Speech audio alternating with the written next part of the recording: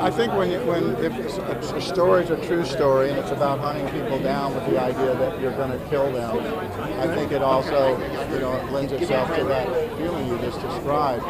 That's what this was about. There was a killing spree going on in Oklahoma, Louisiana, and Texas, and it had to come to an end. We weren't dealing with issues, back then the way we can deal with them now. We didn't have radios, we didn't have cars, we didn't have all the modern things. So you'd wonder, well, how could a group like this be able to roam and wander and without being caught? And it was just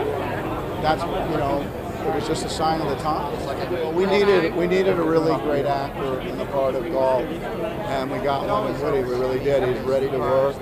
He's a great presence. He's a leading man, and that's what we had. This version dealt with the idea that they were out there and couldn't be stopped, but it dealt with the men tasked with the job of bringing this to an end, and the skill set that was required in order to do that with the limitations on technology. I think getting to shoot those guns is pretty fun. Being in those cars and being in the clothes.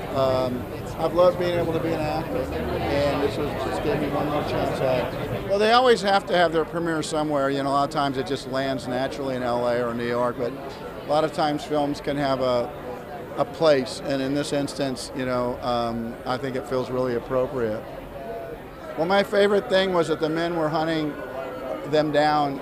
None of them were killed, and they had families, and the people that Bonnie and Clyde killed had families, and we have no idea about how their lives went. Nobody cares. Everybody cares about going to the funeral. Everybody cares about getting a lock of hair. And nobody thinks at all about the victim. That's kind of sometimes the nature of celebrity. And so the reality is that there are people out there that are willing to put their lives on the line to stop a murder spree. And in this case, we're talking about a couple individuals that operated in both centuries. No, I feasted on the era, through books, story after story. There's a lot that I'm able to draw on and feel that that I'm kind of, really, wow, I didn't know that. And you just keep reading, and that was a constant, when you do a deep dive into an era.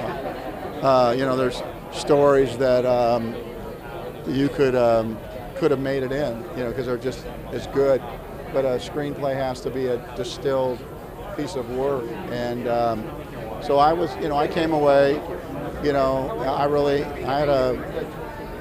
had an advanced class in history.